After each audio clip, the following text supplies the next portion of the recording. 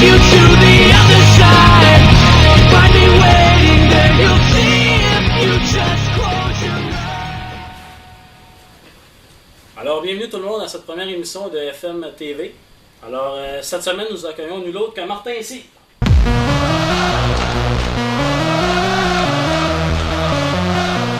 Bienvenue Martin. Merci, Frédéric, merci. Première émission. Première émission de la saison, on est Alors, content. Effectivement, c'est aujourd'hui que ça commence. j'aimerais te poser comme première question, Martin. FM TV, les gens ne savent pas c'est quoi. On va parler de quoi c'est quoi le contenu qu'on va avoir dans cette émission-là? Ben, c'est certain qu'on va parler majoritairement des Canadiens de Montréal, étant donné que c'est notre sujet de prédilection. Mais on va aussi parler de tout ce qui touche au monde du sport en général, le hockey particulièrement, mais on va vous présenter des top 10 qui peuvent avoir attrait à la Formule 1, au golf, au tennis. Peu importe le sport, on va toucher à tout. Vous allez être... peu importe le sport que vous aimez, vous devriez être servi en regardant FM TV. Puis, pour ce qui est de l'émission aujourd'hui, donc on commence avec les prédictions des séries éliminatoires dans l'association de l'Est. L'Ouest étant pas déterminé tout à fait présentement. Donc on va vous parler de ça. C'est nous-mêmes les invités, c'est un peu pour ça là, que l'émission d'aujourd'hui, il va y avoir peu de contenu, mais on va vous revenir au cours des prochaines semaines avec du contenu et aussi des niaiseries. Exactement. Des niaiseries, ça, tout le monde. Effectivement. Donc, on commence tout de suite les prédictions avec la série Montréal-Boston. Oh, grosse série, une série que tout le monde attendait. Personnellement, c'était mon choix, les Bruins de Boston en première ronde. Je sens que ça va être une série avec beaucoup d'émotions. On se souvient tous des incidents Chara-Pacioretty cette saison. Donc, on prévoit que les joueurs des deux équipes vont avoir des émotions à fleur de peau. Par contre, l'enjeu est de taille, alors... il serait préférable pour les Canadiens de se concentrer sur le hockey. Ta prédiction? Canadiens en 5. Un petit peu Moi, optimiste. je vais en 4. En 4 parce que l'an dernier, j'avais dit Canadiens en 4 contre Washington. C'est sûr que ça s'est terminé à 7, mais avec un peu de chance, je l'aurais eu en 4. Donc, Canadiens en 4 dans cette série Canadien-Boston. Il faut être optimiste. Les Canadiens, ce sont la meilleure équipe.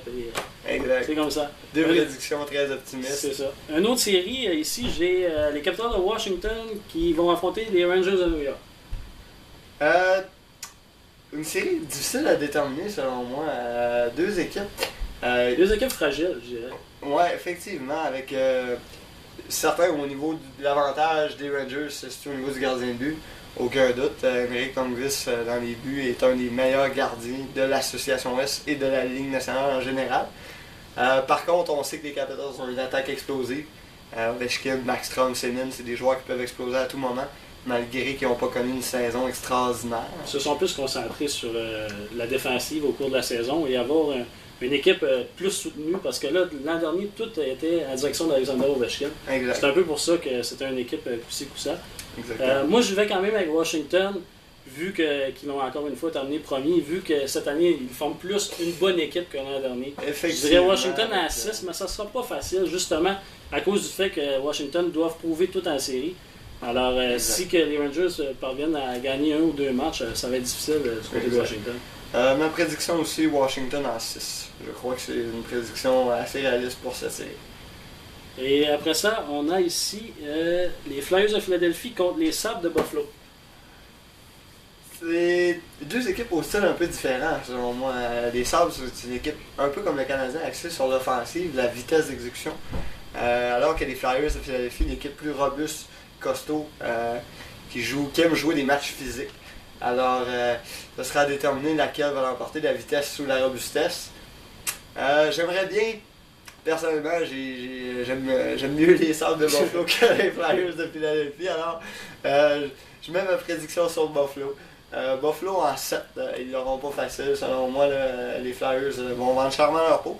Ce qui leur nuit aussi, c'est le gardien de but. Évidemment, on n'arrête pas d'en parler. Les Flyers de Philadelphie, 3 gardiens de but qui font la rotation. On ne sait même pas lequel va gauler en séries éliminatoires encore. Selon nos informations, on verrait le deuxième assistant au preneur de son. Je sais pas, c'est ici. Alors justement, on ne sait pas qu'est-ce qui se passe les gardiens de but chez Philadelphie. Et moi, je rajouterais, Martin... Surtout avec le rappel de Layton dernièrement, leur club école, on sait vraiment pas qui va garder les buts. Et selon moi, une équipe qui veut remporter la Coupe Stanley, ça doit avoir un gardien de premier plan. Est-ce qu'ils vont y aller avec Bobrovsky? tout est à prévoir à Philadelphie. Et moi, j'ajouterais une équipe en perte de vitesse, les Flyers. Ils ont connu une déception au cours des dernières rencontres, une série de défaites à n'en plus finir. Et du côté des Sabres, c'est le contraire, ils sont sur une bonne lancée. Effectivement, ils ont réussi de justesse à se qualifier pour des séries. Moi, j'irais jusqu'à dire Buffalo en 6, parce que Philadelphie sont vraiment en panne descendance. On ne sait plus où aller chez cette équipe. Et la dernière série, Tampa Bay, Pittsburgh, ça va être une excellente série, malgré le fait que Malkin et Crosby soient absents. Effectivement, et selon moi, c'est ce qui va peut-être causer la perte des Penguins dans cette série-là. Si on regarde l'alignement du Lightning, on sait que les gros canons sont tous là, aucun joueur absent à ma connaissance. Donc Stamkos, Gagné, Le Cavalier, malgré que Le Cavalier n'a pas des succès énormes cette saison, c'est quand même un joueur dangereux. Saint-Louis et Stamkos sont les deux têtes d'affiche pratiquement dans l'association Ouest. Alors, je crois que les Penguins vont vraiment avoir du fil à retordre dans cette série. Et si Crosby ne revient pas, on parle peut-être d'un retour au jeu éventuel dans les séries, je crois que le Lightning va l'emporter en 5. Moi, je vais avec le Lightning en 7 parce que je crois encore que les Penguins forment quand même une bonne équipe. C'est sûr qu'ils n'ont pas Crosby et Malkin. Ils ne font pas peut-être la meilleure équipe de l'Est, mais ils font quand même une bonne équipe. Puis les employés de soutien ont quand même bien fait leur absence, mais comme tu dis en série, ça va finir par les rattraper. Alors moi, je vais avec Tampa Bay en 7. C'est intéressant. Encore une fois, au niveau des gardiens de but, on sait que l'avantage Pittsburgh pour les. Sauf que Fleury, à l'exception d'une fois où il a gagné la Coupe Stanley et a connu des belles séries, a tendance à être so-so. Oui, effectivement, comme on dit en bon français, à choquer dans les séries. Et surtout contre les Canadiens. Alors, on pourrait facilement avoir une deuxième ronde Pittsburgh-Canadien si que, bien sûr, les équipes qui ont l'avantage à glace l'emportent et que Montréal élimine Boston. On affronterait Pittsburgh. Exactement. Ça pourrait être intéressant. Crosby pourrait être de retour. Effectivement. Ce point est très intéressant. Ouais. Sur ça, Martin, j'aimerais te parler d'un joueur en particulier qui fait l'humanité chez le Canadien. C'est le numéro 94, Tom Payot. C'est un excellent joueur, un joueur de soutien, un joueur qui se donne corps et âme pour l'équipe. Et surtout après avoir écouté ceci. Tom Payot. Sans contredit, l'un des meilleurs attaquants chez nos Canadiens. C'est un joueur travaillant. Alors, Anne-Marie Wittenshaw le confirme. Tom Payot est définitivement le meilleur attaquant et sans contredit, le meilleur attaquant du CH. Et Frédéric, je te confirme que j'ai reçu un télégramme. Oh! Du Baron, Alain Chantelois. Ouais, voilà. Un télégramme du Baron signé de sa main. Qui dit... Tu peux le montrer plus proche voilà, le Baron. Baronnet. Qui nous confirme que Tom Payot, le numéro 94 des Canadiens de Montréal de l'édition 2010, est effectivement le meilleur attaquant de l'organisation du Canadien. Avec ses 2 passes durant la saison 2009-2010. À peu près ça, à quelques... Exactement. Donc, on le conserve. Merci, Baron. Donc, à conserver précieusement. Je vais le mettre dans ma petite pochette ici. Être certain de ne pas perdre tous les documents officiels qu'on reçoit. On en reçoit beaucoup de documents officiels. Voilà. Ici, j'ai reçu une petite cédule, justement, des séries éliminatoires. Ça, c'est un télégramme.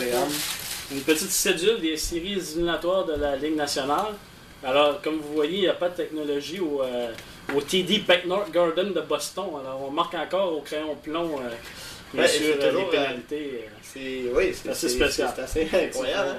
On voit pas beaucoup en fait. Donc, c'est ça. C'est pour ça que le Canadien va battre Boston. La technologie au TD Becknor Garden. Voyez-vous, donc le dernier match, Montréal contre Shamrock. Shamrock a emporté par un score de 10-4. Payot 3 buts, je crois. Plus que ça. Mais, exact. Si ça n'aurait pas fait refuser. Ouais, exactement. Donc, intéressant à conserver.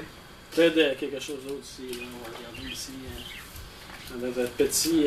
Ça, on reçoit tout ça là ici, c'est quoi? Playing contract. Oh, un contrat. Oh, un contrat de joueur. Le contrat de Tom Payot. De Tom Payot. Effectivement, on voit ici les bonus. Tom Payot recevra un montant additionnel de 7 millions s'il réussit à faire une passe au cours de la saison. Oh, et c'est réussi! Alors, bravo, Tom. Bravo à Tom. Bravo. Ici, un petit. Vraiment, c'est excellent.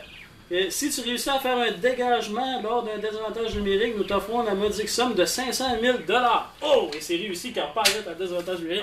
Ça contredit le meilleur attaquant du Canadien de Montréal. Alors, c'est intéressant de voir quand même ces contrats-là avec tout ce qu'on peut offrir à des joueurs de haut calibre comme Tom Pyatt. Une chance qu'on l'a, celui-là. Donc, pour conclure ce segment, nous vous annonçons que nous allons au jeu Ceci ou Cela, la première édition de la saison. Alors, chers téléspectateurs, comme on manque de budget, on ne me voit plus à l'écran. Alors, on va faire un ceci ou cela avec Martin.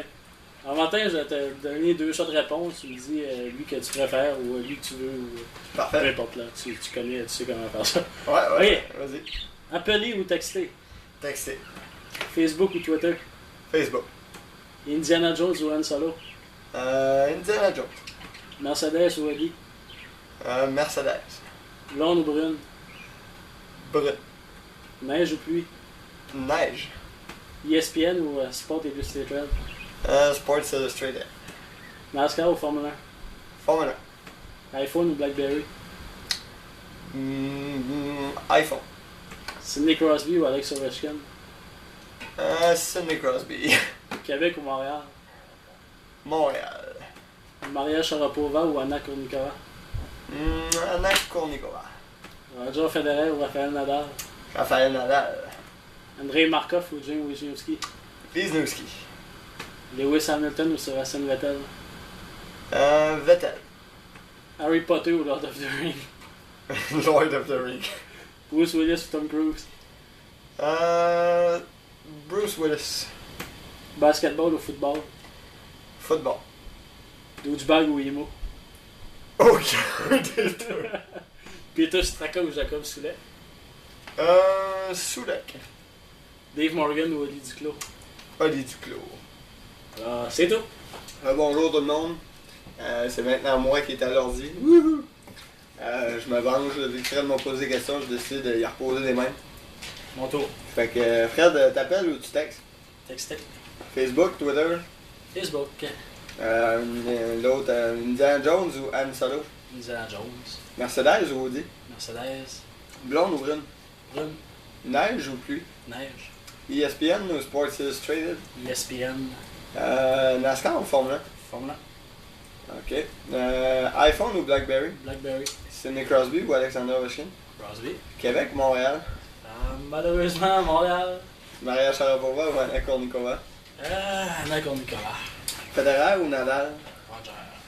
Andrei ou James? Andrei Markov. Ok. Et vous auriez compris que je parlais de James Wisniewski, bien sûr. Lewis Hamilton ou Sebastian Vettel? Sébastien Vettel. Harry Potter ou Lord of the Ring? C'était à Vettel, mais là, vu que elle qui fait Hermione est cute, j'ai Harry Potter. Bruce Willis ou Tom Cruise? Tom Cruise. Basketball ou football? Football. Dodgebag ou Imo? Les deux, c'est le Takis, mais Ouais. douchebag. Straka ou Soulek? Soulek. Dave Morgan ou Oli Duclos? Le gros Duclos. Yeah! Rock on, bombe.tv, on va vous en parler. C'est ça. Fait que sur ce, à une autre émission.